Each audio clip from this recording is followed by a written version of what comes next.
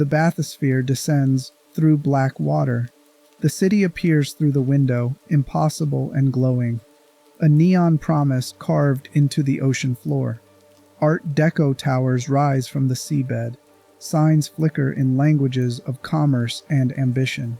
Rapture was conceived as paradise for the exceptional, a city without kings or gods where human potential could flourish, without parasites and bureaucrats siphoning genius toward mediocrity.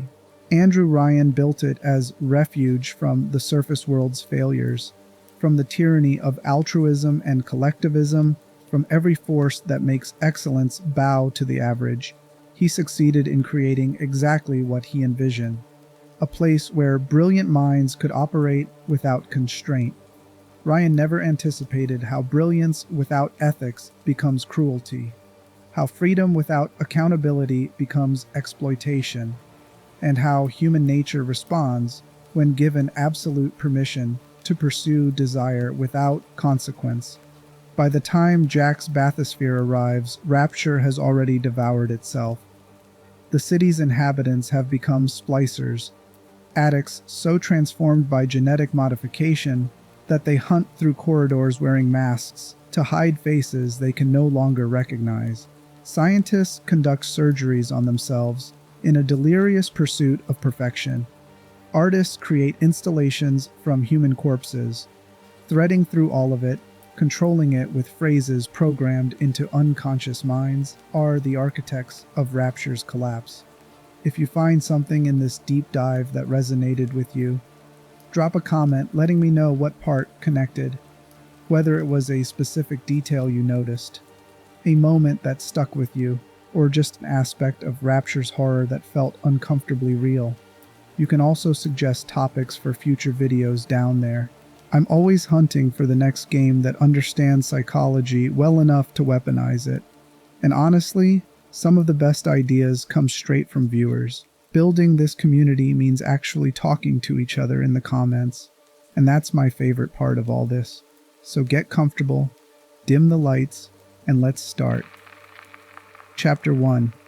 The Substance That Rewrites Reality. Adam doesn't ask permission before it changes you.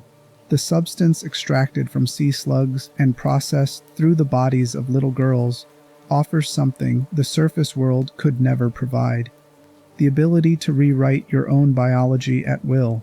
Want to shoot electricity from your hands? Inject a plasmid? Need enhanced strength? There's a tonic for that. Every limitation your genetics imposed, every boundary your body maintained, becomes negotiable through sufficient atom consumption. Rapture citizens embrace this with the fervor of people who'd been waiting their entire lives for permission to become more than human. The substance spread through every social class, from the elite purchasing designer modifications to the desperate poor splicing themselves in back alley clinics. Adam wasn't a recreational drug or medical treatment. It was evolution compressed into an injectable form. Adam operates through a mechanism that sounds like science fiction but follows disturbing biological logic. The substance contains stem cells that can differentiate into any cell type in the human body. When you inject a plasmid or tonic, those stem cells integrate into your tissues and begin rewriting your genetic structure, giving you abilities that violate every natural law your species evolved under. The changes are real and immediate. People genuinely gained superhuman powers through atom use. Stem cells are inherently unstable. They require constant atom influx to maintain stability, creating physiological dependency that escalates with terrifying speed. Every dose creates more stem cells in your body, which require more atom to keep stable, which creates more stem cells, which require even more atom. The feedback loop accelerates exponentially. Controlled enhancement becomes a compulsive need within weeks or months, depending on dosage and individual biology. When atom users fail to consume enough of the substance to stabilize their stem cells, withdrawal symptoms manifest with catastrophic severity. The stem cell instability doesn't just cause discomfort or cravings. It drives users violently insane while simultaneously deforming their bodies into configurations that make them unrecognizable to people who knew them before splicing. Excessive atom use produces visible physical mutations, including bleeding from eyes and mouth, skin lesions that never heal, skeletal deformities, and tissue changes so profound that former humans become something else entirely. The psychological effects parallel the physical devastation. Atom withdrawal creates paranoid psychosis, auditory and visual hallucinations, dissociative states where users lose coherent sense of self, and aggressive behavior driven by desperation to acquire more of the substance. Splicers aren't mentally ill people who happen to abuse drugs. They're people whose brain chemistry has been permanently altered by a substance that promised enhancement and delivered dependence. Rapture's splicers represent addiction as deliberate product design. Frank Fontaine and the scientists at Fontaine Futuristics understood Atom's addictive properties from the beginning. They marketed plasmids and tonics knowing that users would become dependent, that dependency would create permanent customer base, and that permanent customers would eventually destroy themselves, pursuing their next dose.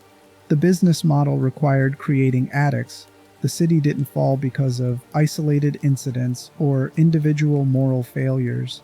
It collapsed because its economic engine was built on mass addiction to a substance that makes users progressively more violent and insane. Every person who spliced contributed to the cascading failure that transformed paradise into abattoir. The splicers hunting through Rapture's corridors aren't monsters who invaded from outside. They're the citizens, transformed by their own choices, and a product marketed as liberation. The masks many splicers wear suggest retained awareness beneath their psychosis. They're covering faces they can no longer stand to see, hiding physical evidence of what they've become. That impulse toward concealment indicates some part of them remembers who they used to be, recognizes what they've lost, and experiences shame profound enough to require literal masks between their ruined features and anyone who might look at them. Atom addiction in BioShock parallels real substance use disorders with disturbing accuracy. The escalating dosage requirement mirrors tolerance development in opiate or stimulant addiction. The physiological dependency reflects how drugs hijack neurotransmitter systems. The psychological symptoms match stimulant psychosis or withdrawal-induced mood disorders.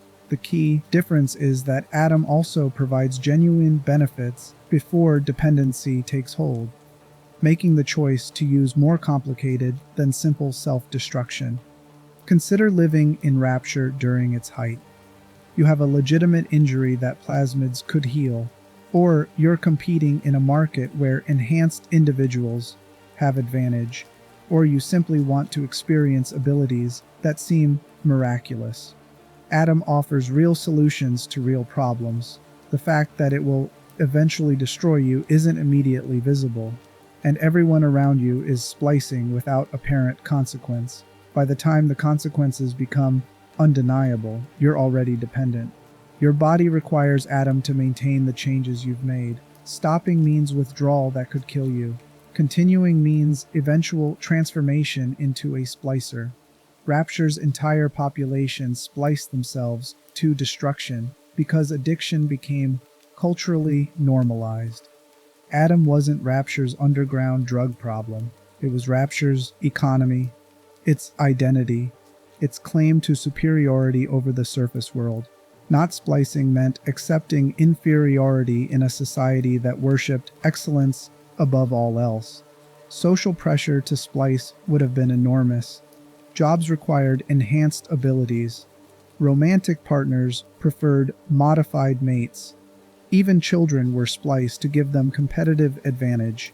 Abstaining wasn't virtuous restraint, but competitive disadvantage that could cost you everything you'd come to Rapture to achieve.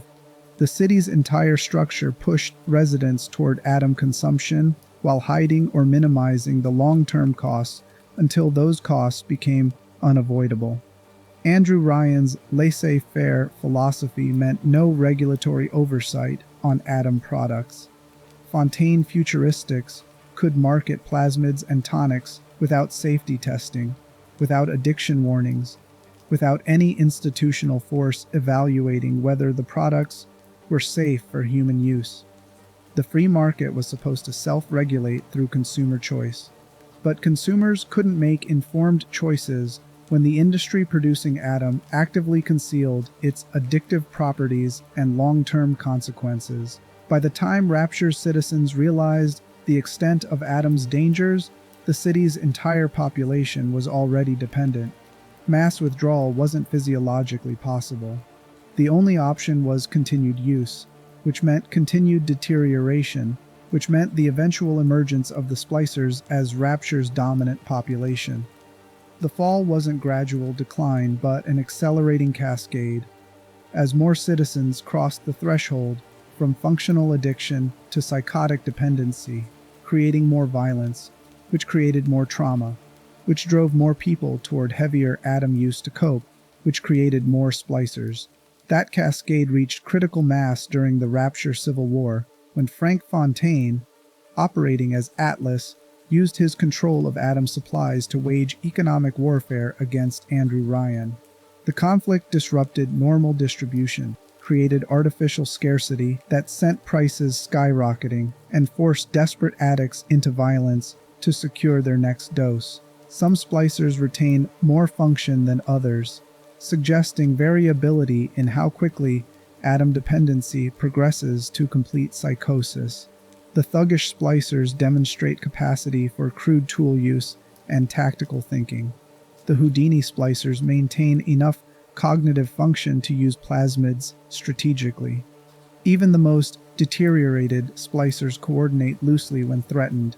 They're performing recognizable human behaviors, speaking in fragments that sound like conversation, reacting to situations with emotional responses that parallel normal human reactions, all while being genuinely dangerous and completely beyond reasoning with.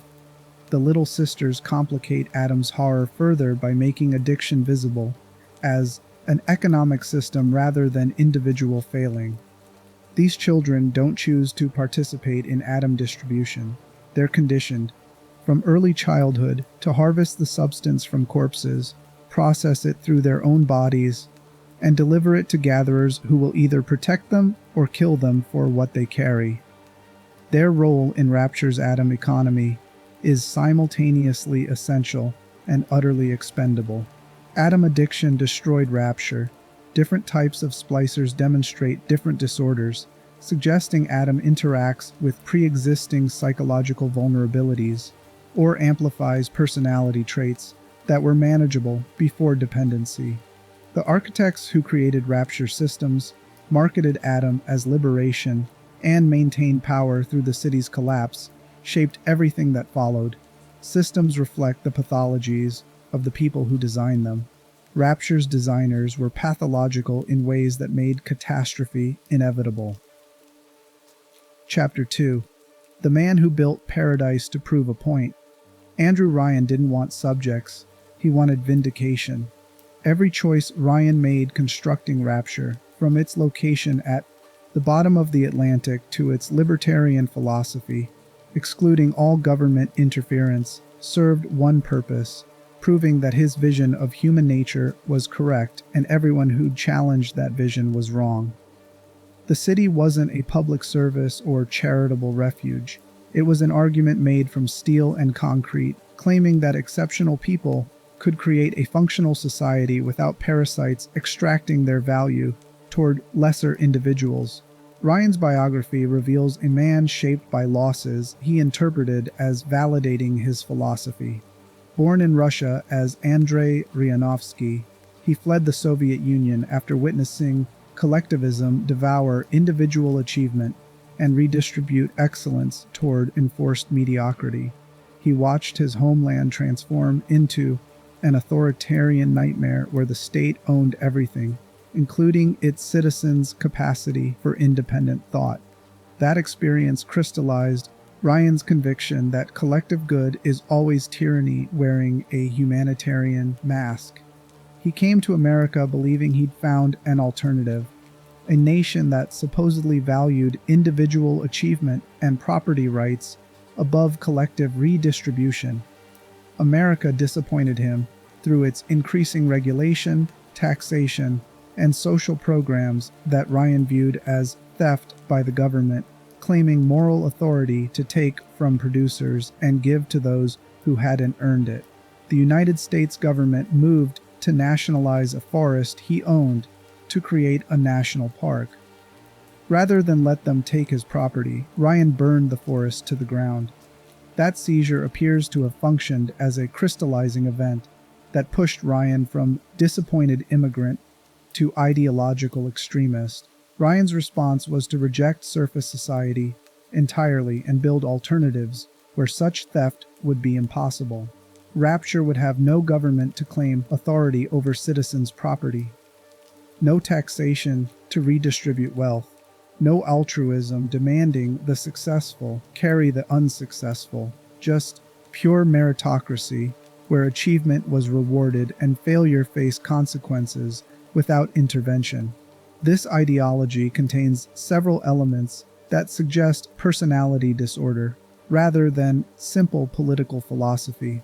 Ryan's absolute conviction that his vision was correct, despite mounting evidence of Rapture's failures, indicates impaired reality testing. His inability to compromise on his principles, even when compromise might have prevented catastrophe, suggests rigid thinking characteristic of personality pathology. His need to prove himself right at any cost, including thousands of deaths, demonstrates grandiosity and lack of empathy. The diagnostic picture for Andrew Ryan includes paranoid personality disorder with narcissistic features and authoritarian control needs. Paranoid personality disorder involves pervasive distrust of others, belief that people are exploiting or deceiving you, reluctance to confide in others because that information will be used against you, and interpreting benign actions as threatening. Ryan demonstrated all these traits throughout Rapture's existence. His distrust was evident in his treatment of anyone who challenged his authority. Sophia Lamb proposed alternative philosophy, emphasizing collective good, and Ryan immediately viewed her as a corrupting threat rather than intellectual peer with a different perspective. When Frank Fontaine built a business empire rivaling Ryan Industries, Ryan saw conspiracy rather than market competition. Every dissenting voice became a parasite or traitor. Every alternative viewpoint became an attack on Rapture's founding principles. Ryan's paranoia escalated as Rapture deteriorated. He implemented increasingly severe security measures, including surveillance systems, monitoring citizens' activities, security forces empowered to act without judicial oversight, and eventually mind control through pheromone systems, allowing him to directly manipulate splicers' behavior. These measures contradicted his stated principles about individual freedom, but Ryan rationalized them as necessary to protect Rapture from internal and external enemies he believed were conspiring to destroy his vision. The pheromone control system particularly reveals Ryan's authoritarian turn. He built Rapture on the principle that individuals should be free to make their own choices without government interference. When those free choices led to civil war, threatening his control, Ryan abandoned his principles entirely and implemented chemical mind control, stripping citizens of autonomy he'd claimed was sacred. This progression from principled founder to authoritarian tyrant follows a common pattern in personality disorders, where individuals prioritize their internal narrative over external reality. Ryan needed Rapture to succeed because its success would prove he was right about human nature, vindicate his choices, and demonstrate that everyone who'd dismissed his philosophy was wrong. When Rapture began failing, admitting failure would have meant admitting his entire worldview was flawed. His personality structure couldn't tolerate that possibility. Ryan reframed Rapture's problems as external threats rather than internal contradictions. Frank Fontaine wasn't a legitimate competitor building a business empire through Ryan's own principles. He was a criminal undermining Rapture's integrity. Sophia Lamb wasn't offering a different perspective. She was corrupting citizens away from the truth. This reframing protected Ryan's sense of identity but prevented him from addressing Rapture's actual problems. He couldn't regulate Adam because regulation would violate his principles. He couldn't intervene in wealth inequality because intervention would be redistribution. He couldn't compromise with Fontaine or Lamb because compromise would be surrender to parasites. Every solution to Rapture's cascading failures required abandoning the principles that defined Ryan's identity. The narcissistic features in Ryan's presentation manifest through his grandiosity and need for admiration. He built an entire city as a monument to his philosophical brilliance. He named that city's key institutions after himself. He installed his own image throughout Rapture as a reminder that everything citizens experienced existed because of his vision. When Rapture citizens failed to show appropriate gratitude or began following other leaders like Fontaine, Ryan experienced narcissistic injury that manifested as rage. His radio broadcasts to Jack reveal this injury clearly. Ryan doesn't just oppose Jack as threat to Rapture's stability. He takes Jack's actions as personal betrayal. The final confrontation between Ryan and Jack crystallizes Ryan's pathology. Ryan knows Jack is a mind-controlled assassin created to kill him. He knows that saying the trigger phrase will force Jack to beat him to death with a golf club. He chooses to say the phrase anyway, forcing Jack to kill him, because that death allows Ryan to frame himself as a martyr for his principles, rather than acknowledging that his vision failed. His final words before commanding his own murder are, "A man chooses, a slave obeys." Ryan is using the moment of his death to make a philosophical argument claiming that submission to control is slavish while choosing your own death preserves autonomy. Ryan is forcing Jack to kill him by exploiting the very mind control that made Jack a slave. The man talking about choice is eliminating Jack's choice while framing his own suicide by proxy as vindication of his philosophy. Ryan prioritized his narrative over reality. He would rather die proving his ideological point than live acknowledging that his city collapsed because his philosophy was inadequate for managing complex human society. His personality disorder required maintaining his internal story, even when that story demanded his death. Ryan's paranoid personality disorder explains his treatment of potential threats. That transformation required active choices to violate his stated principles, suggesting conscious awareness that his ideology wasn't working, combined with unwillingness to admit that failure. People with personality disorders aren't unconscious of their contradictions. They're simply compelled to rationalize those contradictions in ways that preserve their self-concept. Ryan rationalized his authoritarian measures as necessary evils protecting Rapture's true freedom. The pheromone control stripped citizens of autonomy, but he framed it as preventing greater slavery to Fontaine's manipulation. The surveillance violated privacy, but he framed it as preventing parasites from destroying what better people had built. Every abandonment of principle was justified as temporarily necessary to prevent permanent tyranny, creating an internal narrative where Ryan remained principled libertarian even while implementing totalitarian control. Rapture collapsed because Ryan built a city that could only function if humans behaved like the idealized individuals in his philosophy, rather than the complex, interdependent, sometimes irrational beings they actually are. When real humans in Rapture failed to conform to his ideological model, Ryan blamed the humans rather than questioning the model. His paranoid personality disorder made him interpret deviation from his vision as threat rather than feedback, preventing adaptive response that might have saved the city. The diagnostic picture includes impaired insight. meaning Ryan lacked awareness that his thinking was distorted.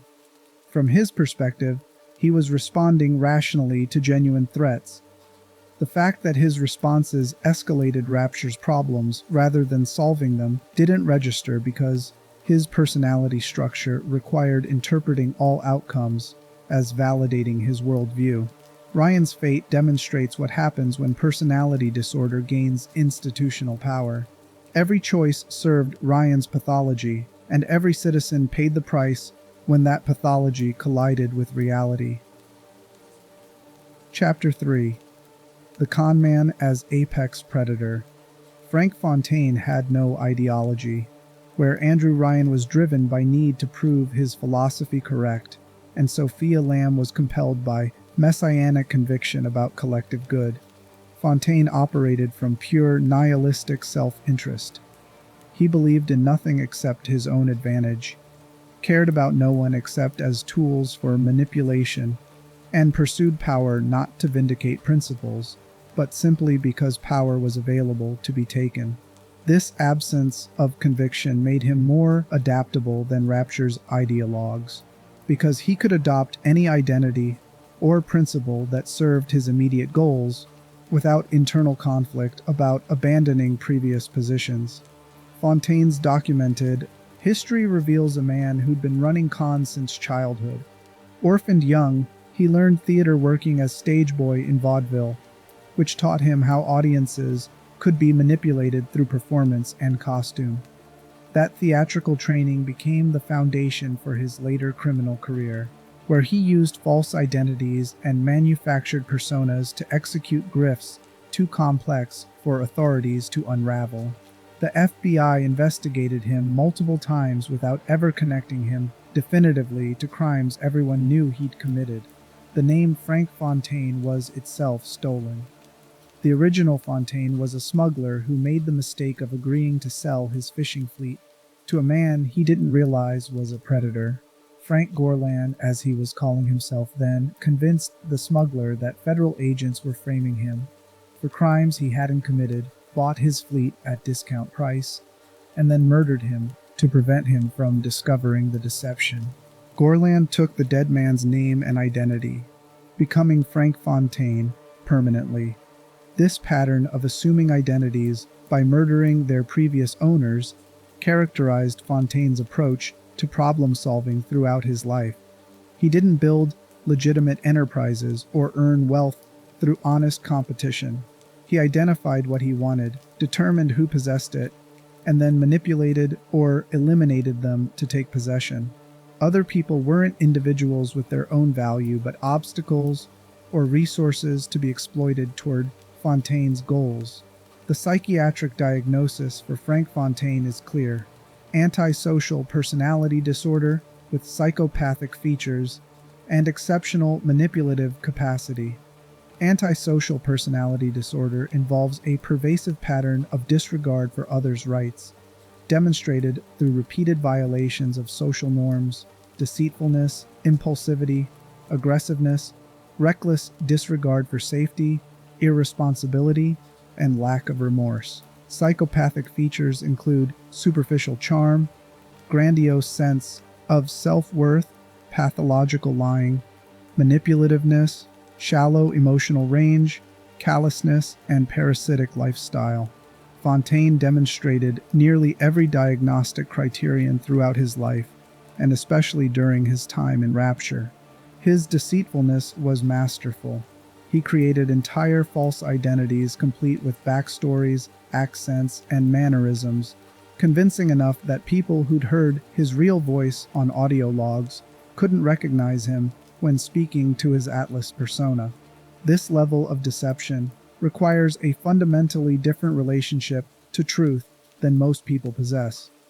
Fontaine didn't feel guilt about lying because he didn't experience truth as having inherent value separate from tactical utility. His manipulativeness extended beyond simple deception into sophisticated understanding of human psychology.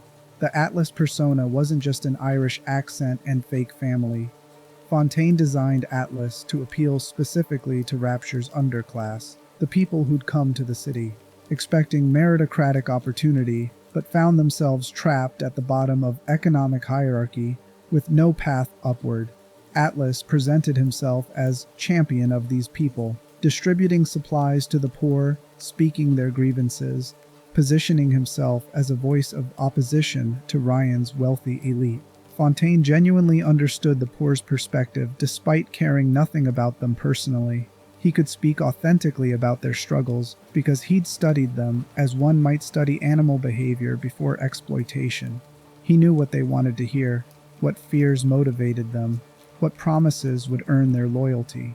That knowledge let him weaponize their legitimate grievances into civil war that served his goal of seizing control of Rapture. The false family Atlas claimed deepened the manipulation further. Atlas speaks emotionally about his wife and child, describes them hiding from Ryan's forces, and begs Jack to help protect them. When these fictional family members are supposedly killed, Atlas's grief sounds genuine enough to motivate Jack toward revenge against Ryan. Atlas's family never existed. Fontaine invented them as a manipulation tool, performed grief for family members who were always theatrical constructs, and used that false grief to control Jack's actions throughout the game. The emotional range required for this performance existed entirely separate from genuine emotion. Fontaine could simulate love, rage, or any feeling that advanced his manipulation without ever experiencing those emotions as authentic internal states. This kind of performative emotional range is characteristic of psychopathy, where individuals can intellectually understand and mimic emotions without feeling them. Fontaine knew that grief looked like sadness plus anger plus determination for vengeance, knew that displaying those responses would manipulate others effectively, and could produce those responses on command without the underlying emotional experience that would make them genuine. Fontaine's lack of remorse manifests clearly in his treatment of little sisters. He created the Little Sister program specifically to generate Adam through children's bodies. Knowing this required kidnapping young girls, surgically modifying them, and conditioning them to harvest genetic material from corpses throughout their childhoods. The program caused immense suffering to children who had no capacity to consent to their transformation. Fontaine expressed no guilt about this, no hesitation, no acknowledgement that using children as Adam production facilities might be ethically problematic. From Fontaine's perspective, the Little Sisters were simply an efficient solution to Adam production problem. Natural sea slugs couldn't generate Adam quickly enough to meet Rapture's demand. Adult bodies rejected the symbiotic relationship required for mass Adam generation. Young girls' bodies accepted the sea slug implantation and processed Adam effectively. Therefore, using little girls was the optimal business decision. This instrumental view of other humans is a core feature of psychopathy. People exist along a spectrum from tools to obstacles in psychopathic individuals' assessment. Those who can be useful are cultivated and manipulated. Those who pose threats are neutralized or eliminated. Those who are irrelevant are ignored. None are recognized as beings with inherent worth independent of their utility to the psychopath's goals. Fontaine's relationship with Jack exemplifies this instrumental perspective. Jack was created as Fontaine's backup plan, insurance policy activated when Ryan's security forces closed in. Fontaine had Jack's biology artificially aged, his mind programmed with trigger phrases allowing absolute control, and his entire false surface life implanted as memories giving him cover story and civilian identity. Jack existed solely as a weapon. Fontaine could deploy against Ryan when other methods failed. During the game, Fontaine performs paternal warmth toward Jack. The Atlas persona guides Jack through Rapture with seeming concern, encourages him, expresses worry when Jack faces danger. After revealing himself as Fontaine, he calls Jack the closest thing I ever had to a son. and claims, "It pains me to have Jack killed." These statements might suggest capacity for attachment, but Fontaine's subsequent attempts to force Jack's suicide or stop his heart demonstrate the statements were manipulation rather than genuine feeling. Calling Jack son was a tactical decision, making Jack's eventual betrayal hurt more, deepening the psychological impact of having been manipulated by someone claiming familial connection. Fontaine understood that people feel more violated when parental figures exploit them than when strangers do, so he framed his relationship with Jack in parental terms, specifically to maximize the manipulation's emotional damage. The phrase, "would you kindly," demonstrates Fontaine's understanding of manipulation at a neurological level.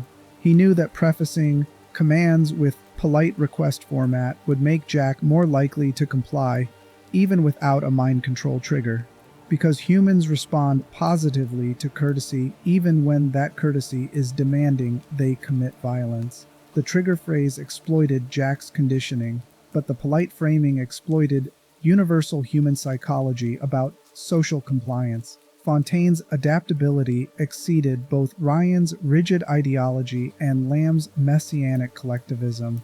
When the surface approach failed, Fontaine simply adopted a different approach without attachment to previous methods. His succession of identities demonstrates this flexibility. Frank Gourland became Frank Fontaine. Atlas became whatever identity served his current objectives. He felt no attachment to any persona because none represented authentic self beneath the performances. There was no authentic self, just calculating predators, selecting optimal camouflage for each environment. When legitimate business failed to generate sufficient profit, Fontaine turned to smuggling. When smuggling attracted too much security attention, he created Fontaine's Home for the Poor as a front organization laundering money while building a loyal following among Rapture's underclass.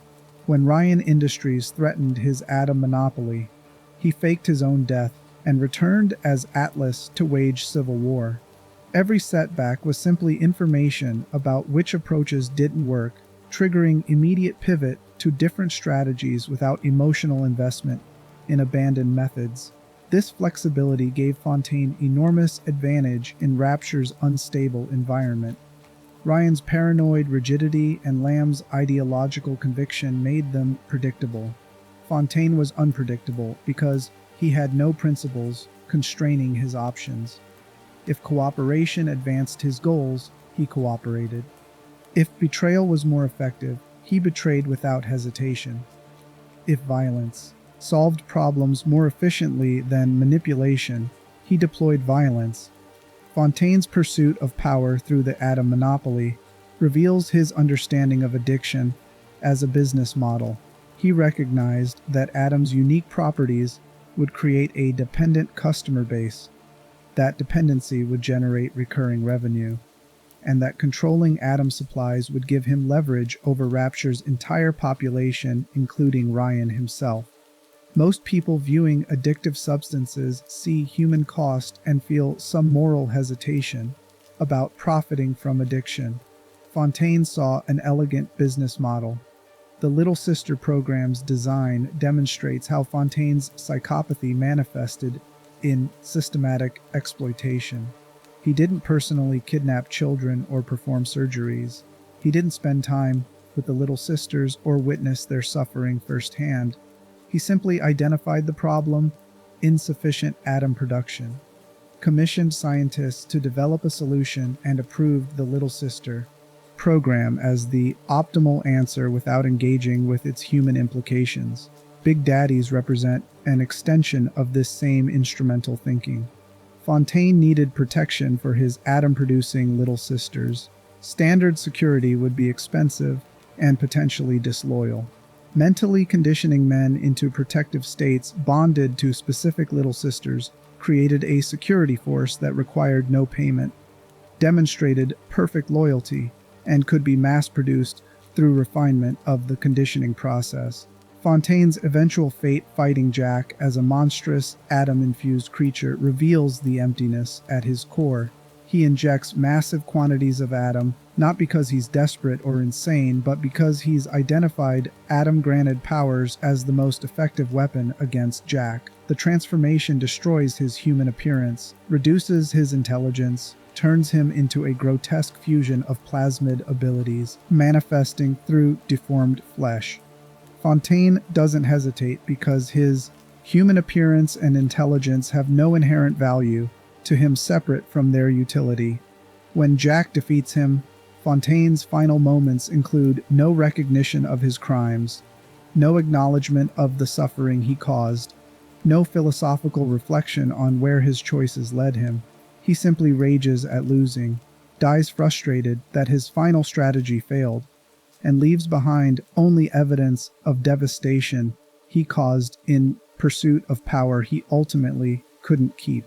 The diagnostic picture for Fontaine includes severely impaired capacity for genuine attachment, absence of empathy or remorse, highly developed manipulative abilities, masking complete lack of authentic emotional connection, and behavioral flexibility unconstrained by moral considerations. He represents psychopathy functioning at the highest level of competence, where the individual understands social norms well enough to exploit them without ever internalizing those norms as meaningful constraints. Fontaine's success in Rapture reveals how systems without oversight enable psychopathic individuals. Ryan's libertarian principles meant no regulatory structure preventing Fontaine from marketing addictive substances or exploiting children. The free market was supposed to self-regulate through consumer choice, but consumers can't make informed choices when psychopathic individuals control information flow and feel no obligation to provide accurate product information. Fontaine thrived precisely because Rapture's structure eliminated institutional checks that might have limited his predation. Chapter 4: When Science Loses Its Conscience. Dr. Yi Su-chong kept audio logs of his experiments, not because documentation was required, but because he wanted to preserve his brilliance for posterity. The logs reveal a mind capable of extraordinary innovation combined with complete indifference to the human cost of that innovation. Su-chong speaks enthusiastically about his research breakthroughs, describes technical challenges with problem-solving excitement, and mentions his test subjects' suffering only when it creates data worth recording. Su-chong designed the Little Sister program. He determined that young girls' bodies would optimally host sea slugs for atom production. He developed the surgical procedures implanting slugs in children's stomachs. He created the conditioning process teaching girls to harvest atom from corpses without trauma responses interfering with collection efficiency. Every aspect of the program demonstrates technical brilliance serving goals that required treating children as experimental subjects rather than beings deserving protection. The personality type capable of this work involves schizoid traits, meaning emotional coldness and detachment from social relationships, combined with obsessive focus on intellectual pursuits. Schizoid personality disorder includes preference for solitary activities, emotional coldness or flat affect, indifference to praise or criticism, and lack of close relationships. Su-chong demonstrates several of these features in his audio logs. He works alone, shows no interest in collegial relationships beyond their utility for his research, and appears unmoved by others' opinions of his character or methods. Schizoid personality disorder alone doesn't explain willingness to harm children for research. That requires an additional element of severely impaired empathy approaching or overlapping with antisocial features. Su-chong's indifference to his subjects' suffering suggests he genuinely doesn't experience their pain as meaningful. He can intellectually understand that children feel fear and pain during his procedures, but that understanding doesn't translate into emotional responses that would make him hesitate or reconsider his methods. His audio logs discussing Little Sister conditioning reveal this disconnect with disturbing clarity. Su-chong describes using psychological techniques to make children associate corpse harvesting with positive experiences, mentions adjusting conditioning protocols when subjects showed trauma responses, and celebrates finally achieving conditioning reliable enough for mass production. He speaks about breaking children's natural resistance to disturbing activities with the same enthusiasm other researchers might discuss solving technical equipment problems. The Big Daddy program demonstrates similar ethical blindness applied to adult subjects. Suchong needed protection for little sisters that would be completely reliable and infinitely loyal. Human guards required payment and might question orders or abandon posts. Adults conditioned into permanent bonded states with specific little sisters would demonstrate perfect loyalty derived from their psychological need to protect the children they'd been programmed to view as their own. Creating Big Daddies required several steps of severe psychological and physical modification. Subjects were surgically altered, placed in diving suits, sealing them permanently in protective gear, and conditioned through techniques involving audio and visual stimuli, combined with probable drug regimens. The conditioning erased their previous identities, created a new identity centered entirely on protecting their assigned little sister, and eliminated capacity for goals or desires beyond that protection. This process essentially lobotomized functional adults, destroying their personhood to create living security systems. Suchong designed and implemented this process without documented hesitation or ethical consideration. His logs discuss technical challenges like preventing subjects from dying during conditioning or ensuring their aggression is activated only against threats to little sisters. The human cost of erasing identities registers in his documentation only as a technical hurdle to overcome. The imprinting mechanism Suchong developed reveals his understanding of psychology at a profound level. He studied how animals form attachments to caregivers during critical developmental periods and adapted those principles to create artificial bonding between Big Daddies and little sisters. The resulting bond was powerful enough that Big Daddies would die protecting their little sisters without hesitation, demonstrated no interest in self-preservation, separate from protecting the girls, and mourned visibly when their little sisters were killed or harvested. Creating genuine emotional attachment through conditioning suggests Suchong understood emotions well enough to engineer them, despite apparently not feeling the normal range of emotions himself.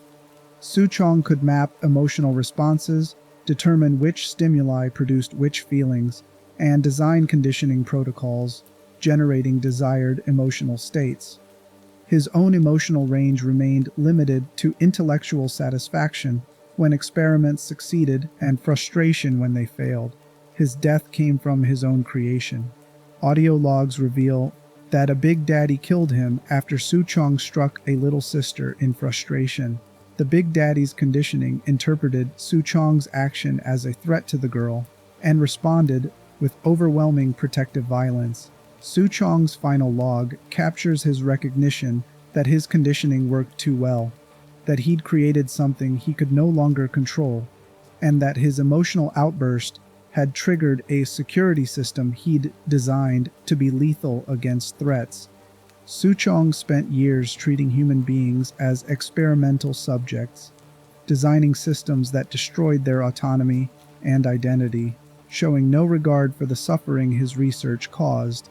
His death came from having successfully created the perfect protective conditioning, effective enough that it killed him when he demonstrated a threat to the subject he'd conditioned a Big Daddy to protect.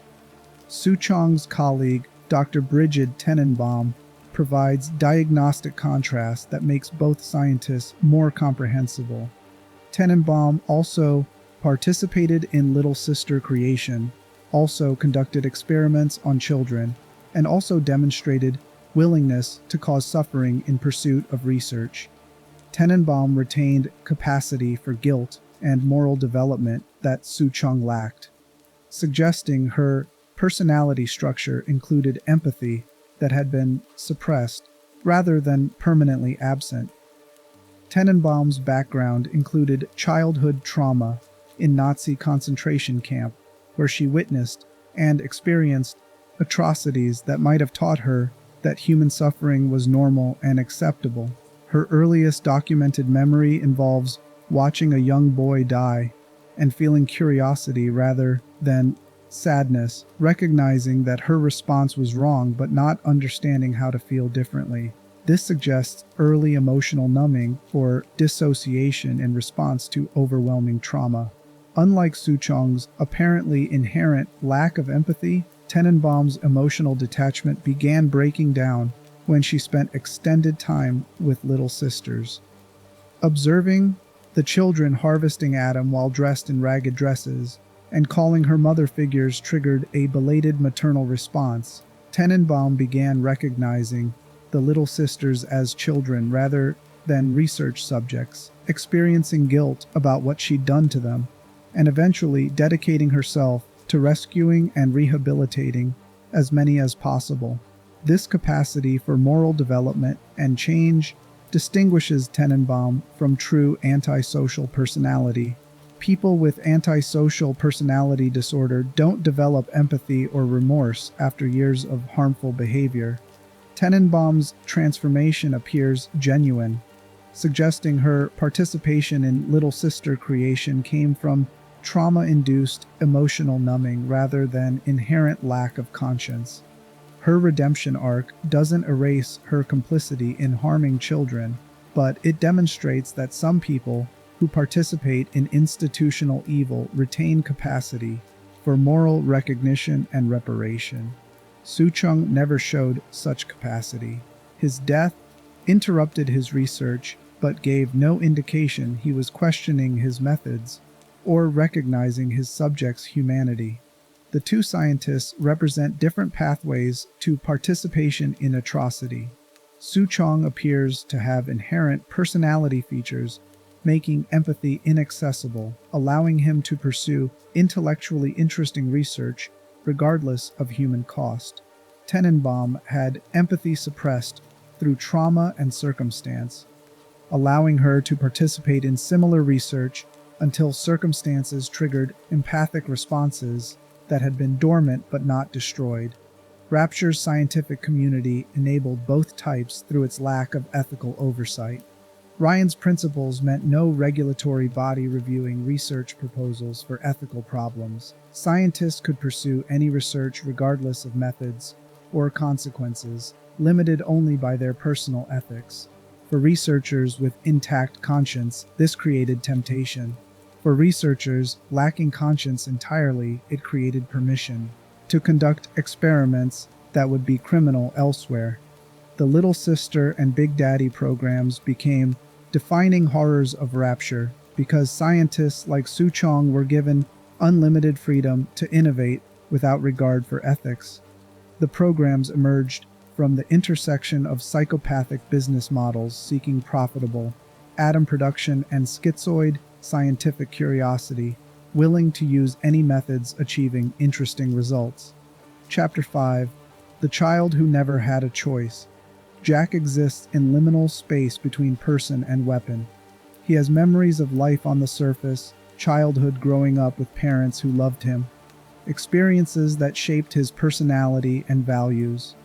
Those memories are implants, artificial constructs, created during his accelerated aging process. The childhood that informs his identity never happened. The parents he remembers never existed. His entire internal narrative about who he is and how he became that person is false history, programmed to provide cover story. For weaponized creation, Jack isn't a person whose autonomy was violated through later conditioning. He's created being whose apparent autonomy was always programming, whose sense of self was designed rather than developed, whose choices have always been responses to control mechanisms operating below his conscious awareness. The violation isn't what happened to him in Rapture. The violation is what he is. The "would you kindly" trigger phrase operates as a post-hypnotic suggestion taken to extremes. Post-hypnotic suggestions involve giving someone instruction during hypnotic state that they'll execute later without consciously remembering receiving the instruction. They experience the action as their own choice, despite it being planted in response to trigger stimulus. Real post-hypnotic suggestions have significant limitations. They generally can't make people violate core values, and they fade relatively quickly. Jack's conditioning exceeds these limitations through genetic manipulation combined with lifelong psychological programming. His accelerated aging meant his entire childhood and development occurred under controlled conditions, where every experience could be calibrated to reinforce his responsiveness to the trigger phrase. He wasn't given a single hypnotic suggestion, but rather had his entire personality development structured around obedience to that phrase. By the time Jack's biological age reached maturity, the conditioning was integral to his identity rather than external imposition on existing personality. The trigger phrase works with such reliability because Jack isn't fighting conditioning that contradicts his authentic self. His authentic self was constructed specifically to be responsive to that conditioning. There's no unconditioned Jack underneath the programming. The programming is foundational, present from the earliest stages of his artificially accelerated development. When Jack eventually learns about his conditioning, he faces realization that every action he took in Rapture was someone else's choice, executed through his body. He beat a man to death with a golf club, while his conscious mind screamed resistance, and his body ignored that resistance to complete the programmed action. He killed or spared little sisters based on instructions from either Atlas or Tenenbaum. Even his movements through Rapture followed paths determined by Atlas, directing him toward objectives serving Fontaine's goals. If Jack's choices aren't his own, if his responses are programmed rather than autonomous, then what remains of identity? The philosophical question of personal identity typically assumes that people have core self, persisting across time despite changes in beliefs or circumstances. Jack lacks that core self because the self he experiences is itself constructed by Fontaine's design specifications. This creates a dissociative crisis potentially more severe than standard dissociative identity disorder. Dissociative identity disorder involves a person whose identity fragmented into alternate states, but there's still an underlying individual whose psyche fragmented. Jack faces recognition that there may be no underlying individual, just programming sophisticated enough to simulate personhood. The game's ending choices complicate this further by suggesting Jack retains capacity for meaningful choice even after discovering his conditioning. If players choose to harvest little sisters, Jack becomes a monster serving his programming. If players choose to rescue them, Jack demonstrates moral capacity, transcending his designed purpose. Both choices occur after Atlas reveals the conditioning and Jack beats Ryan to death while trying to resist, suggesting the later choices might also be responding to conditioning from different source. The question of whether Jack achieves genuine autonomy remains ambiguous. Real people whose identities were shaped by severe conditioning or manipulation through childhood face similar questions about authenticity. If your personality was molded entirely by an abusive environment or cult indoctrination, are the choices you make after escaping that environment genuinely autonomous, or just different programming? Can you recover your authentic self that was suppressed, or do you have to construct a new self from available materials? Jack's accelerated aging adds an additional layer of psychological complication. He experienced compressed childhood, reaching biological maturity in a single year rather than decades. Normal human development requires extended childhood, allowing gradual identity formation through accumulated experiences. Jack's development was artificially accelerated, suggesting his psychological maturity might not match his biological age. The false memories of surface life serve protective function for Jack's fragile psychological state. if he knew from the beginning that he was an artificially created weapon with no authentic past. Maintaining a functional sense of self would be nearly impossible. The implanted memories provide narrative continuity, allowing Jack to experience himself as a normal person with history and relationships. When the truth is revealed, Jack demonstrates stress response, including visible distress in his animations, and the game's framing emphasizing his loss of control during Ryan's murder. This suggests his conscious mind retains emotional responses even when his actions are controlled, creating horrifying internal experience where you're aware of what your body is doing but unable to prevent it. The diagnostic picture for Jack before revelation includes no mental illness because he appears to be functioning normally, with intact reality testing and appropriate emotional responses. After revelation, he faces acute stress reaction, potentially progressing to complex trauma.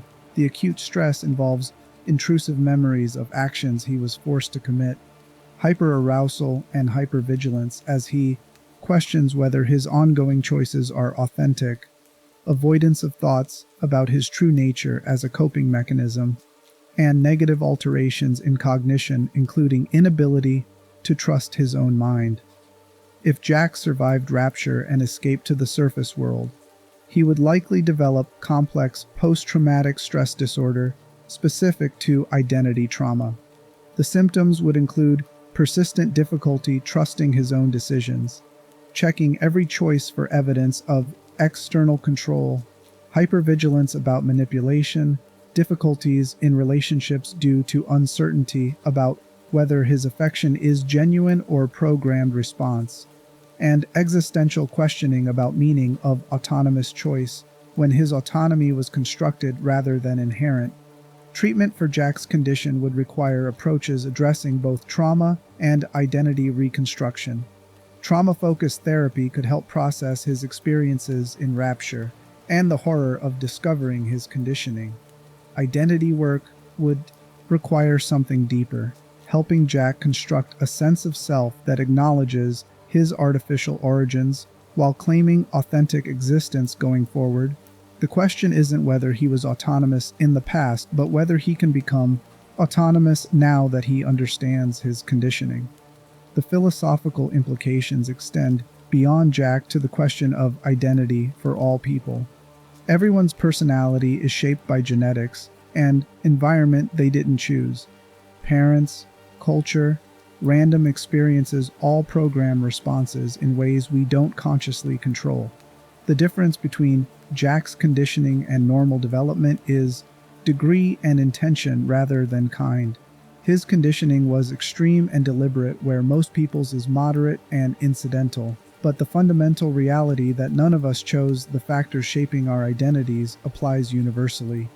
Jack's horror makes us uncomfortable because it exaggerates something true about human existence, that autonomy might be more limited than we believe, that our choices might be more determined by factors beyond our control than we'd prefer, that the self we experience might be constructed through processes we didn't direct.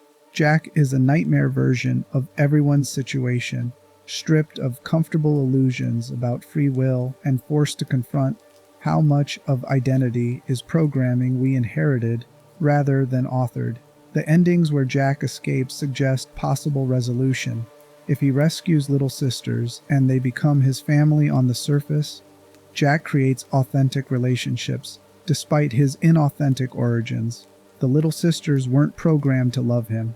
Their attachment develops through his choices to rescue rather than harvest them, suggesting his capacity for moral choice transcends his conditioning. Alternatively, if Jack harvests sisters and becomes a monster seizing control of Rapture, he demonstrates that programming can't be overcome, that his conditioning determined his fate regardless of apparent choices. This ending suggests a bleaker conclusion about identity and autonomy, that beings created as weapons remain weapons regardless of brief moments of apparent resistance. The game's refusal to definitively resolve Jack's autonomy is appropriate given the complexity of the question. Identity isn't a binary state of authentic or inauthentic, but ongoing process of becoming that incorporates both determined elements and emergent properties. Jack was created as a weapon, but the experiences he has in Rapture potentially allow development beyond that initial programming. Jack experiences severe psychological trauma from discovering his conditioning, regardless of whether he achieves autonomy afterward. The trauma of learning your life is a constructed lie, that people you love never existed, that choices you believed were yours were programmed responses, creates wounds that persist regardless of subsequent philosophical conclusions about free will. Jack's pain is real, even if his identity's authenticity remains questionable. The little sisters and big daddies represent different forms of the same horror. Children conditioned to perform disturbing labor while believing it's natural, and men conditioned to sacrifice themselves, protecting children without question. Chapter 6: Innocence as Industrial Product. The little sisters skip through corpse-strewn corridors humming nursery rhymes, their oversized syringes dragging behind them like beloved toys. They crouch beside dead splicers with the focus of children at play, extracting atom from bodies with practiced efficiency while speaking in childish voices about angels giving them sea slugs and gatherings where they'll be safe. They wear ragged dresses stained with blood they don't recognize as disturbing. Their glowing yellow eyes peer through darkness, seeking the next angel who needs their help. Everything about this presentation is wrong, and the little sisters don't register any of it as wrong. That's the precise function of their conditioning. The girls were kidnapped young, probably between ages 5 and 8, based on their visible size and developmental level. Suchong selected this age range specifically because children old enough to follow complex instructions but young enough to have incomplete memory formation and highly plastic neural development could be conditioned most effectively. Their brains were still developing, making it possible to shape their perceptions and responses in ways that would be permanent rather than requiring constant reinforcement. The surgical procedure implanting sea slugs in their stomachs represents the first major trauma. Medical procedures are frightening for children even when conducted with anesthesia, care, and parental comfort. The little sisters received none of those protections. They were taken from their families, brought to the laboratory, and surgically modified without consent or explanation they could understand. The physical pain, combined with terror of being restrained and operated on by strangers, would typically create severe trauma responses, including nightmares, flashbacks, anxiety, and potentially dissociative symptoms.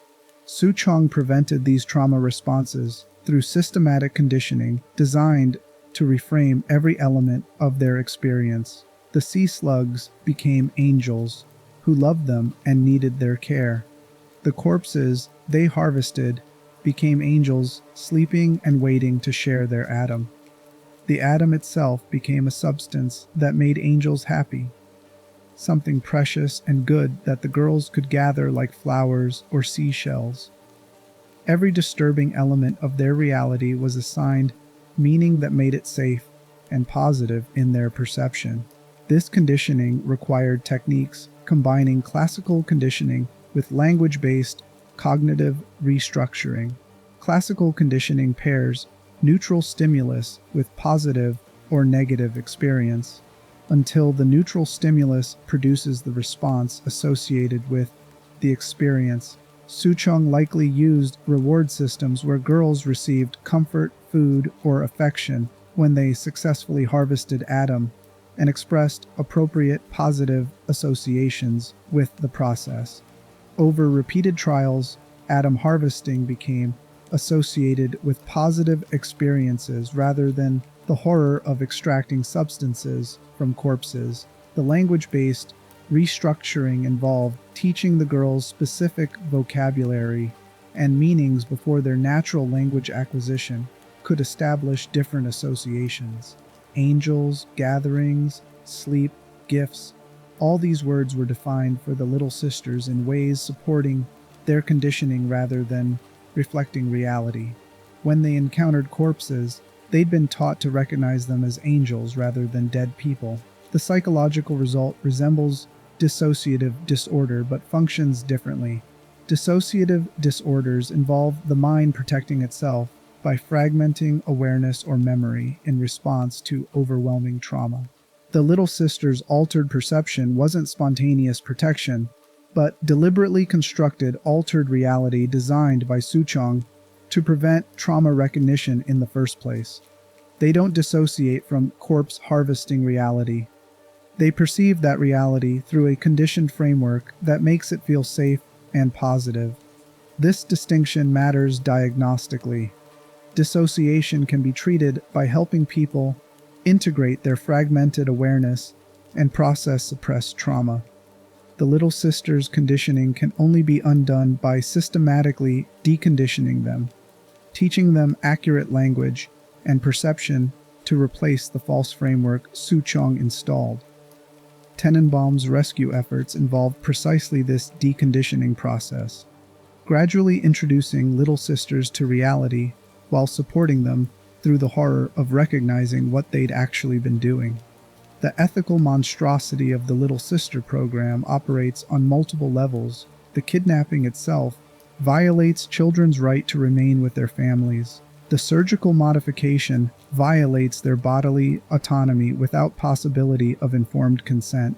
The conditioning violates their cognitive development by deliberately installing a false reality framework. The labor they perform exposes them to traumatic imagery and experience that will require extensive treatment even after deconditioning. Their use as atom production makes them targets for splicers, who will kill them to harvest their processed atom. The program converts children into exploitable resources through systematic violation of every protection civilized societies typically extend to minors. The little sisters can't consent to their role, can't understand the danger they face, can't recognize when they're being exploited.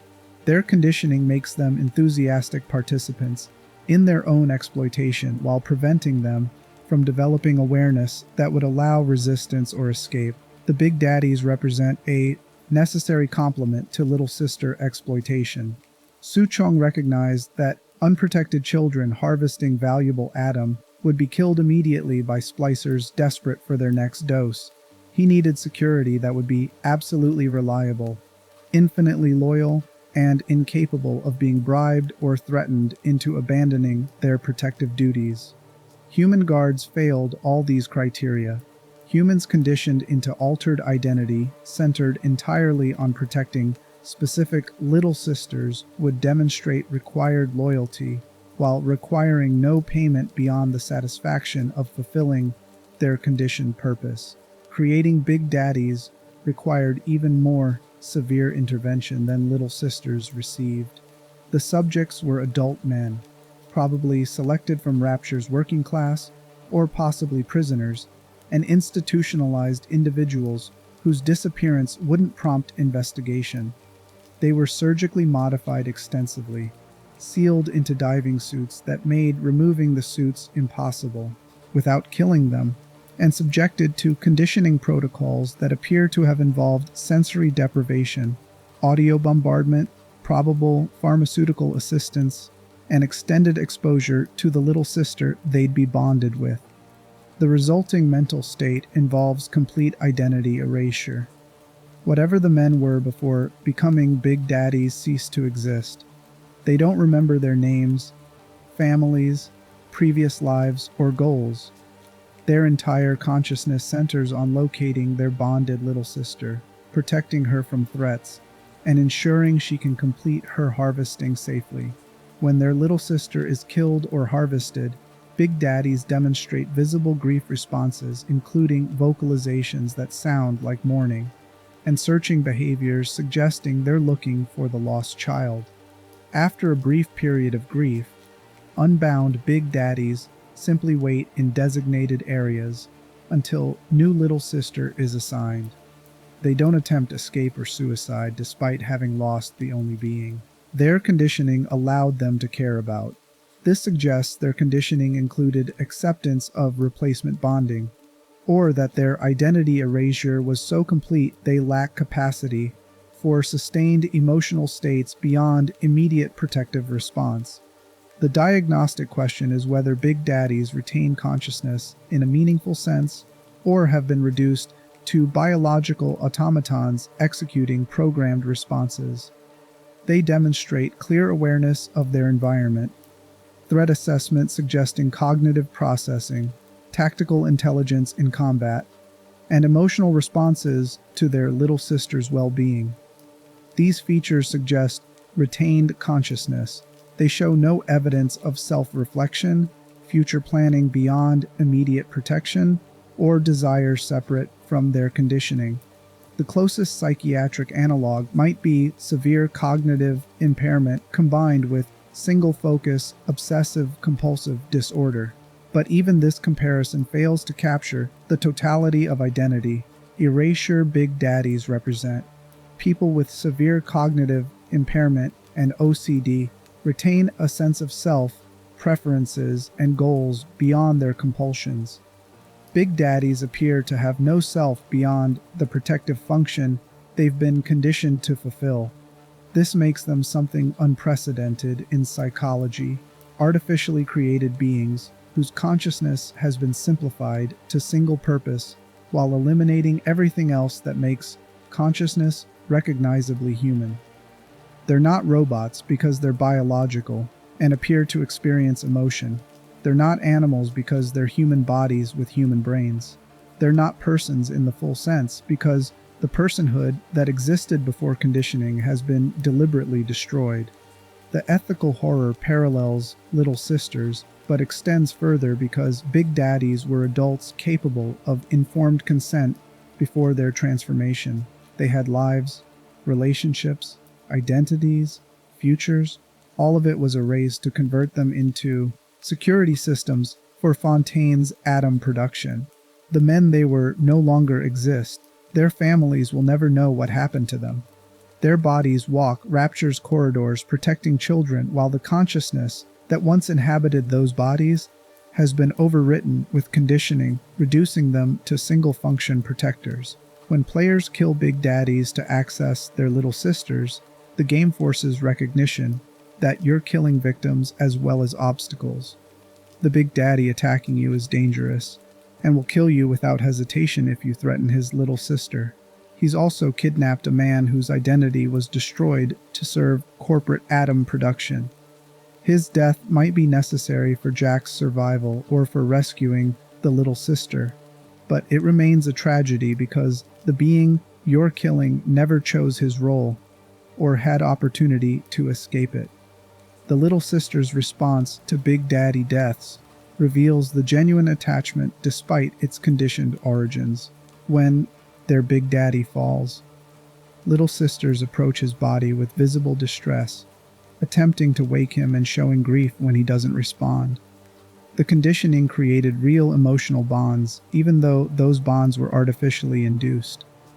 The Little Sisters genuinely love their protectors, and the Big Daddies genuinely love the children they're bonded with, despite neither party having chosen the relationship or understanding its artificial origins.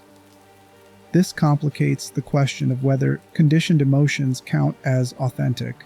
If you condition someone to love something, and they experience all the psychological and physiological responses associated with genuine love, is that emotion real or false? The philosophical question lacks a clear answer, but the practical reality is that conditioned emotions cause the same suffering as spontaneous emotions when the loved being is lost.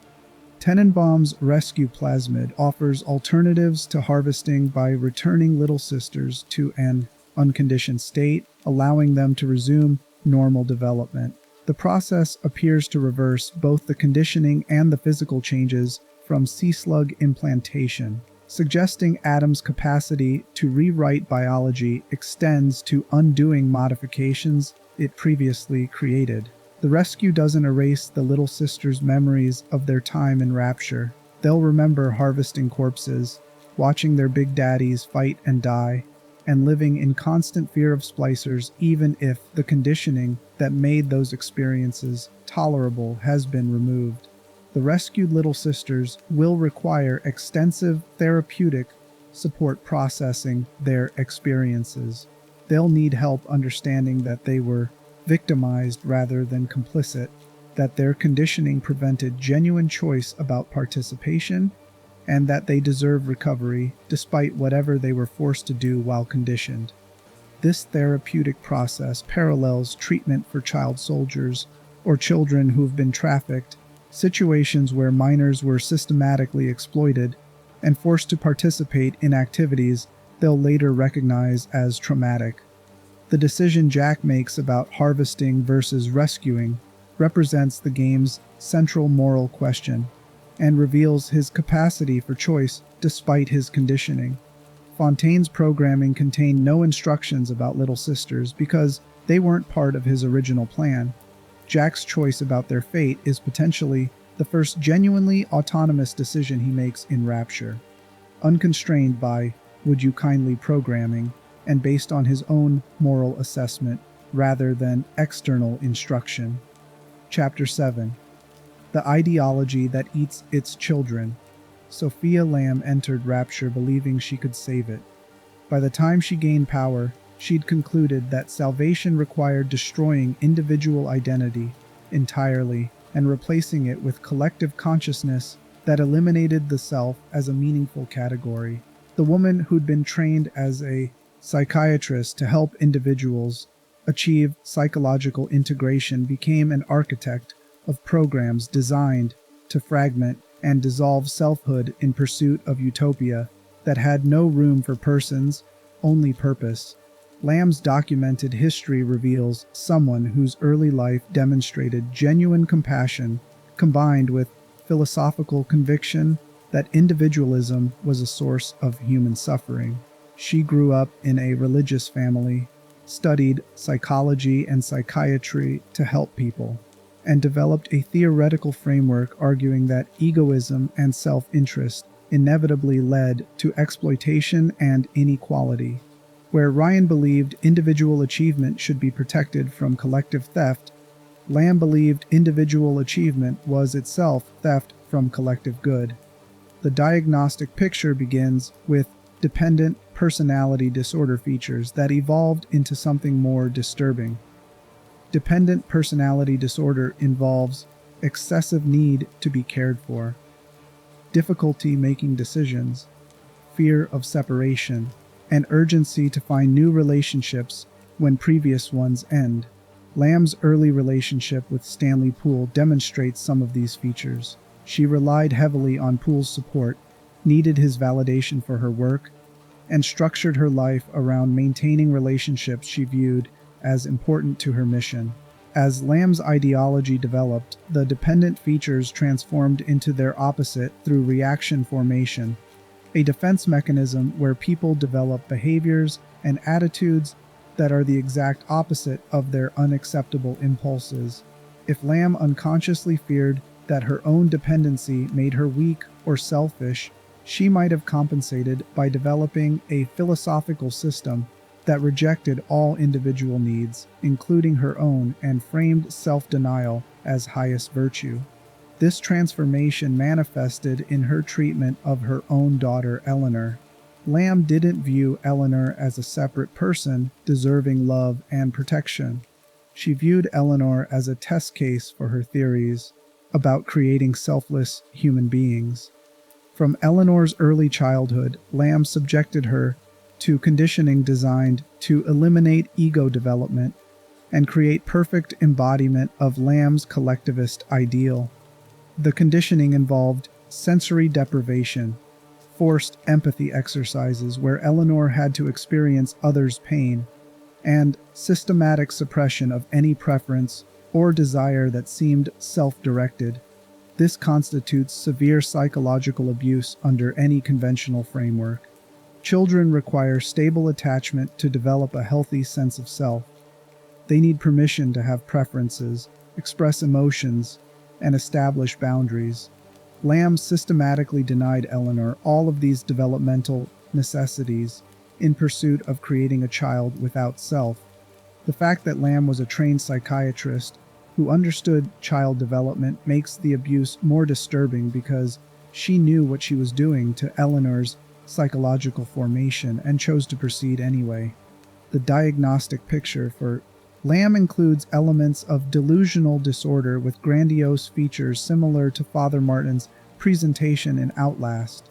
Lamb genuinely believed she could create a new form of human consciousness through her programs. She wasn't metaphorically describing psychological growth or ethical development.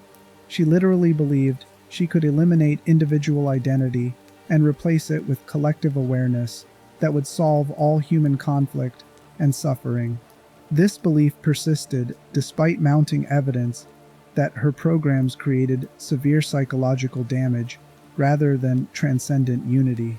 The grandiosity manifested in Lamb's conviction that she alone understood human nature correctly and that implementing her vision justified any cost. She viewed herself as a savior figure whose sacrifice of individual lives served greater good. This messianic self-concept appears throughout her audio logs and interactions with Eleanor. Lamb doesn't express doubt about her theories or acknowledge the possibility that she might be wrong. She demonstrates absolute certainty characteristic of delusional conviction rather than provisional beliefs subject to evidence. The collectivist utopia Lamb envisioned required technology converting individual minds into nodes of shared consciousness. She developed programs using atom and conditioning to break down ego boundaries, intending to create literally merged awareness where distinct persons would cease to exist as separate entities. The philosophical goal was eliminating selfhood as source of conflict, creating a unified collective that would have no internal competition or exploitation because there would be no separate selves to compete or exploit. This vision demonstrates profoundly impaired understanding of consciousness and identity. Psychological research on group dynamics shows that eliminating individual identity doesn't create harmonious collective, but rather creates susceptibility to groupthink, loss of moral reasoning, and vulnerability to authoritarian control. Lamb's belief that merged consciousness would be superior to individual consciousness ignored everything psychology had learned about why distinct identity matters for human functioning. Her programs created predictable disasters. Subjects whose ego boundaries were artificially dissolved through conditioning, and Adam didn't achieve transcendent collective awareness. They experienced severe dissociative symptoms, loss of coherent identity, inability to distinguish their own thoughts and feelings from others, and eventual psychological collapse when their fragmented minds couldn't maintain basic self-regulatory functions. The technology Lamb developed didn't elevate consciousness. It destroyed consciousness while leaving bodies functioning as damaged shells. Lamb interpreted these failures as incomplete implementation rather than flawed theory. When subjects broke down psychologically, she concluded they needed more intensive conditioning or different Adam protocols. When Eleanor demonstrated resistance to losing her selfhood, Lamb viewed that resistance as Eleanor's weakness, rather than evidence that her mother was trying to destroy an essential element of her daughter's humanity. The delusional conviction protected Lamb from recognizing the harm she was causing, because acknowledging that harm would require abandoning her entire philosophical framework and admitting she'd been wrong. This parallels how cult leaders maintain conviction despite repeated predictive failures. When prophecy doesn't come true, they don't abandon their beliefs, but instead create rationalizations explaining why the failure doesn't invalidate the underlying theology.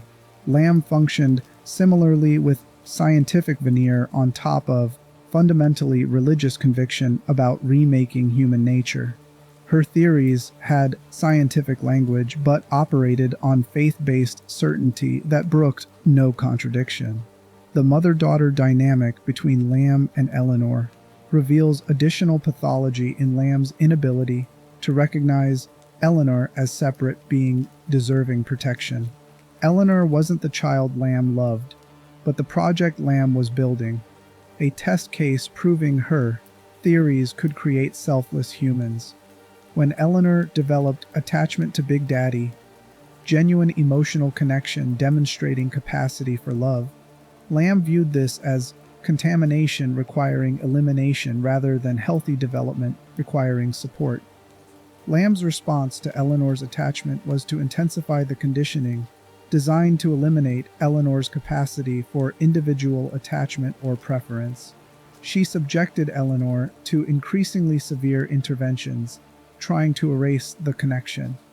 When these interventions failed and Eleanor continued demonstrating independent selfhood, Lamb didn't reconsider her approach, but rather concluded Eleanor had been corrupted beyond saving. She was prepared to sacrifice her own daughter rather than admit her theories about selfhood were destructively wrong. This demonstrates how ideology-driven pathology operates differently from pure psychopathy. Fontaine harmed people because he lacked empathy and viewed them instrumentally. Lamb harmed people because her ideology convinced her that harm served higher purpose and that individual suffering was an acceptable cost of collective salvation. She likely experienced genuine distress about the pain her programs caused, but that distress didn't stop her because she'd integrated suffering into her philosophical framework as necessary sacrifice. The comparison to both Andrew Ryan and Frank Fontaine reveals instructive patterns. All three viewed individual human beings as less important than their overarching goals. Ryan sacrificed Rapture citizens to prove his libertarian principles. Fontaine sacrificed them for personal power and profit. Lamb sacrificed them for collectivist utopia. The motivations differed, but the outcome remained identical: systematic destruction of human autonomy and well-being in service of vision that placed abstract goals above concrete suffering. Lamb's specific pathology combined messianic conviction with severely impaired empathy, despite her profession as psychiatrist, supposedly dedicated to relieving suffering. This combination allowed her to rationalize increasingly extreme interventions as therapeutic when they were actually abusive. She described her programs as healing when they were destroyed. She framed elimination of selfhood as liberation when it was psychological annihilation. The audio logs documenting Lamb's relationship with Stanley Poole reveal additional features of her personality disorder. She relied on Poole for emotional support and practical assistance, but treated him with contempt when he failed to meet her expectations or questioned her methods. This pattern of idealization followed by a devaluation is characteristic of certain personality disorders, where people view others as all good or all bad without integrating the complexity of real human relationships. When Poole eventually betrayed Lamb to save himself, she experienced a narcissistic rage response disproportionate to the betrayal itself. Her audio logs express not just anger about practical consequences, but deep personal fury that Poole would prioritize his survival over her mission. She viewed his self-preservation as moral failing rather than understandable human response to danger. This inability to recognize others' legitimate self-interest as anything other than selfishness reveals Lamb's fundamentally impaired understanding of human psychology despite her professional training.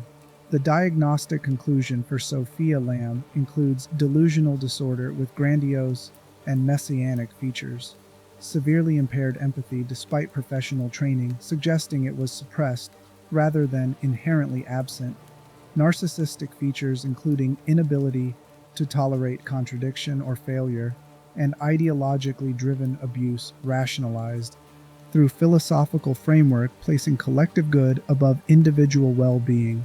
She represents how humanitarian impulses can curdle into authoritarian violence when combined with personality pathology and absolutist ideology. Chapter 8: The Taxonomy of Addiction. The splicers aren't a uniform population. They cluster into distinct types, demonstrating different symptom presentations, suggesting Adam interacts with pre-existing personality structures, amplifying existing traits into pathological extremes. Understanding these types reveals how addiction operates as a biological force encountering psychological vulnerability, producing outcomes shaped by interaction between substance effects and individual psychology. The thuggish splicers represent straightforward aggression magnified to compulsive violence. These were likely individuals with pre-existing anger issues, histories of violence, or personality features including low frustration tolerance and poor impulse control. Adam's neurological effects appear to have damaged their prefrontal cortex, the brain region responsible for executive function and impulse inhibition, while leaving aggression centers of their limbic system hyperactive. The result is people capable of extreme violence without normal inhibitory mechanisms. They attack perceived threats immediately without assessing actual danger level. They interpret neutral situations as hostile.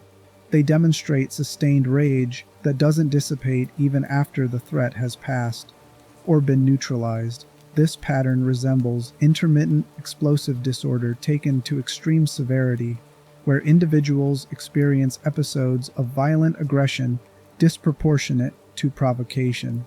Unlike intermittent explosive disorder, where episodes are bounded and followed by remorse, thuggish splicers appear to exist in a perpetual state of hostile readiness. Their Adam-damaged brains can't return to baseline calm. The addiction created a permanent neurological state, favoring aggression as default response to any stimulus. The Houdini splicers demonstrate different presentations centered on paranoia and magical thinking. These were likely individuals with schizotypal features or latent psychotic vulnerabilities that Adam used triggered into active psychosis. Their signature ability involves teleportation through plasmid use, but psychologically they demonstrate classic paranoid presentation, including belief that everyone is enemy, that they're being pursued, and that they must remain hidden and strike from concealment.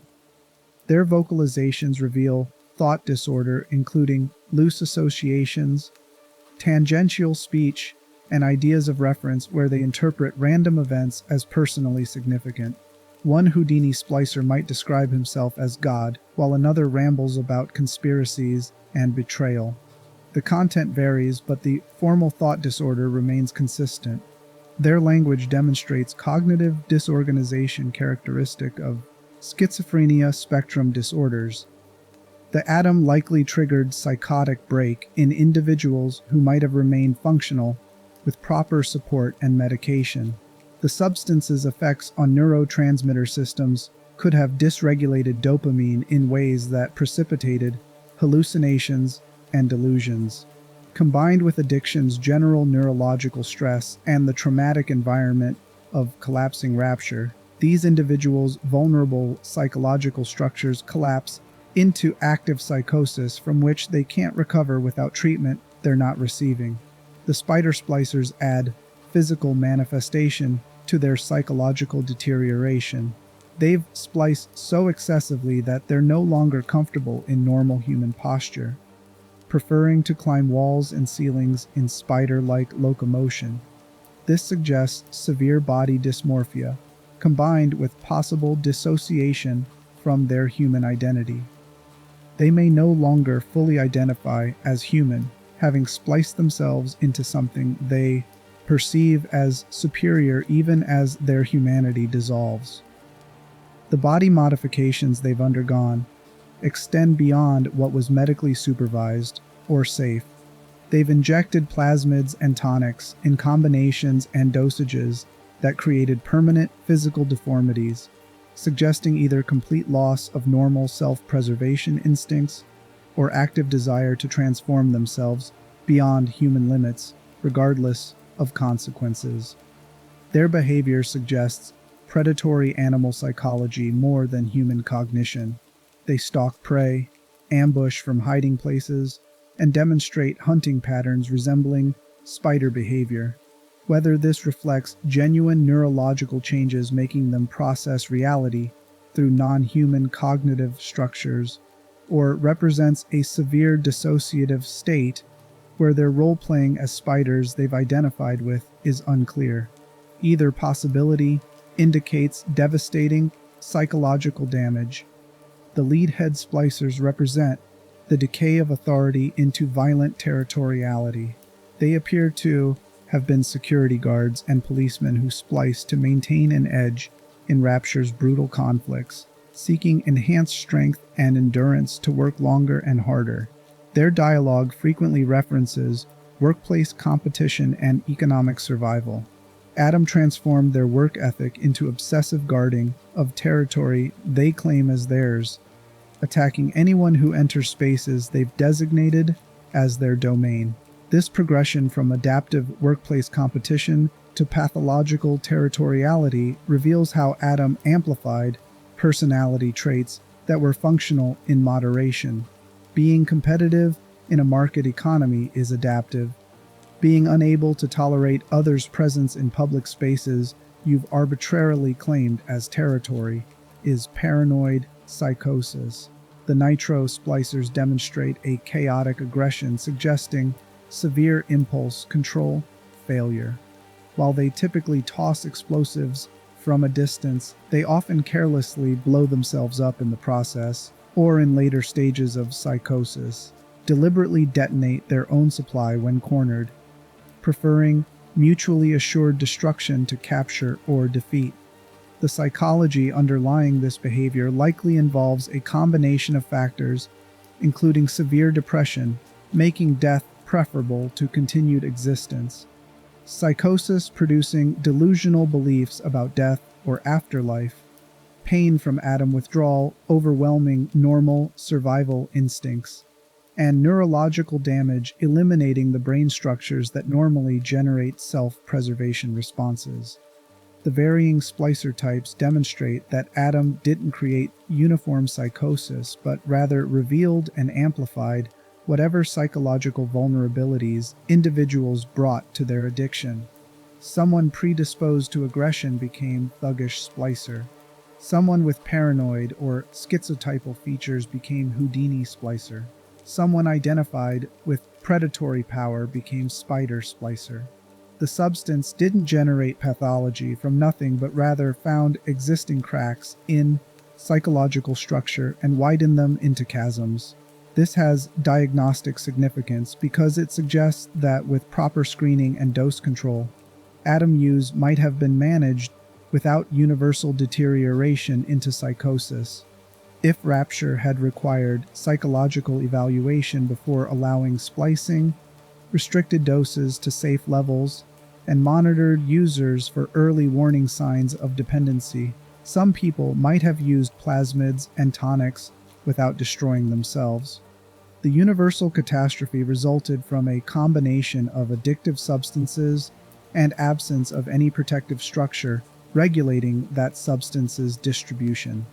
The progression from functional Adam user to deteriorated splicer follows a predictable pattern documented in addiction literature. Early use provides genuine benefits with minimal obvious costs, creating belief that continued use will maintain benefits without escalating consequences. Middle stage involves increasing doses to maintain effects, early signs of physical dependence and social impairment that users rationalize as temporary. Late stage involves complete psychological and physical dependency, severe deterioration in functioning, and continued use despite recognition that the substance is destroying the user's life. Rapture's splicers are in terminal late stage, past the point where intervention could restore their previous functioning. Their brains have been permanently altered by excessive Adam use. Their bodies demonstrate mutations that can't be reversed. Their psychological states have collapsed into various forms of psychosis and personality disintegration. Even if Adam supplies were restored and withdrawal symptoms eliminated, they wouldn't return to pre-addiction functioning because that functioning no longer exists to return to. This creates an ethical dilemma the game forces players to navigate. The splicers attack Jack because they're psychotic, desperate for Adam, and incapable of recognizing him as fellow human. Rather than threat or resource, Jack must kill them to survive. They're also victims of addiction, exploited by Fontaine's business model, and betrayed by Ryan's refusal to regulate dangerous products. Their deaths are simultaneously justified self-defense and tragedy of preventable illness that was allowed to progress without intervention. The game never resolves this tension appropriately because it reflects genuine moral complexity. The splicers are dangerous and can't be reasoned with. They're also suffering and didn't choose the circumstances that created their addiction. Both facts remain true simultaneously. That moral complexity intensifies when you recognize that many splicers retain enough consciousness to know what they've become. Their voice lines include references to missing their families, recognizing their own deterioration, and expressing despair about their condition. They're not completely unconscious monsters, but rather people trapped in bodies and minds that no longer fully obey their will, watching themselves act out violence they might not endorse if capable of meaningful choice. This parallels severe mental illness where individuals experience symptoms they recognize as disordered but can't control. Someone having a psychotic episode might know their hallucinations aren't real, but can't make them stop. Someone in a manic state might recognize their behavior is destructive but can't regulate the impulses driving that behavior. That awareness makes their condition more disturbing than simple unconscious monstrosity would be. The splicers represent something more disturbing. Human beings who wanted enhancement, pursued that enhancement through means Rapture society told them were legitimate, and ended as creatures they would have been horrified to become while trapped with enough consciousness to recognize what they've lost. Their fate serves as a warning about enhancement ideology generally. The impulse to transcend human limitations through technology or chemistry isn't inherently wrong. Medical treatment represents enhancement of compromised function. Rapture pursued enhancement without wisdom about costs or limits, treated human biology as infinitely malleable without considering what happens when that malleability encounters addiction, and prioritized achievement over safety until the achieving population had destroyed itself in pursuit of becoming superior. The splicers are what remains when enhancement ideology meets unregulated capitalism, meets addictive substance, meets absence of any institutional structure protecting people from themselves. Every system failure contributed to their creation. Every philosophical flaw in Rapture's founding principles manifests in their deteriorated minds and bodies. Epilogue: the city that psychology built and destroyed. Rapture wasn't destroyed by accident or external force. It collapsed because every system within it was designed by people whose psychological pathologies prevented them from recognizing or caring that they were building machines designed to devour human beings. Andrew Ryan's paranoid narcissism built a city where regulation was tyranny and mutual responsibility was theft, eliminating every structure that might have prevented exploitation or mitigated harm. Frank Fontaine's psychopathy saw that unprotected environment and recognized opportunity, creating a business model built on addiction and mind control, because nothing in Rapture's structure prevented him from treating people as products.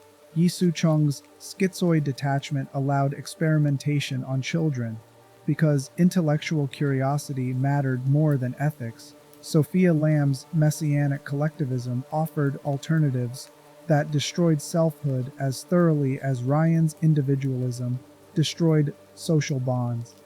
Every leader was pathological. Every system reflected their pathologies. Every citizen paid the price when those pathological systems encountered human nature as it actually exists. The game's genius lies in making players complicit in this system. You inject plasmids knowing they're addictive.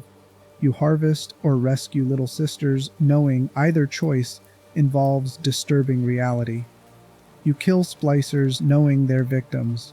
You follow Atlas knowing something feels wrong about his guidance. Every action implicates you in Rapture's horror, even as you're trying to escape it. That implication reveals the game's deepest insight about institutional evil, that ordinary people participating in pathological systems through small individual choices create and maintain those systems even when they don't endorse the system's overall outcomes. You wanted the plasmid's power, so you participated in the atom economy. Rapture's citizens wanted enhancement, so they participated in an economy requiring child exploitation and unregulated addiction as business model. Both cases involve people making defensible individual choices that collectively enable comprehensive moral catastrophe. BioShock uses accurate psychiatric diagnoses and psychological manipulation to examine how freedom without wisdom becomes oppression, how brilliance without ethics becomes cruelty, and how human consciousness itself becomes a weapon when people who view other humans as raw material gain power to modify bodies and minds toward their purposes. The horror isn't supernatural punishment or cosmic judgment. It's simply what happens when you give pathological people institutional power and build a city on principle that everyone's free to do whatever they want, regardless of who gets hurt. Rapture proved that freedom isn't sufficient for human flourishing, that some people will always exploit that freedom to harm others, and that societies require protective structures even when those structures constrain individual action. The bathysphere rises toward the surface. Behind you, the city continues its collapse, water finally claiming what was never meant to exist at the bottom of the sea. The lights flicker and die. Somewhere in the darkness, the last splicers hunt each other through flooded corridors, unable to remember they were ever human, unable to die while their atom-altered bodies keep functioning, unable to do anything except repeat the violence that destroyed them. Rapture doesn't end. It just continues forever in the dark, a monument to what happens when psychology is weaponized, and human beings become the ammunition.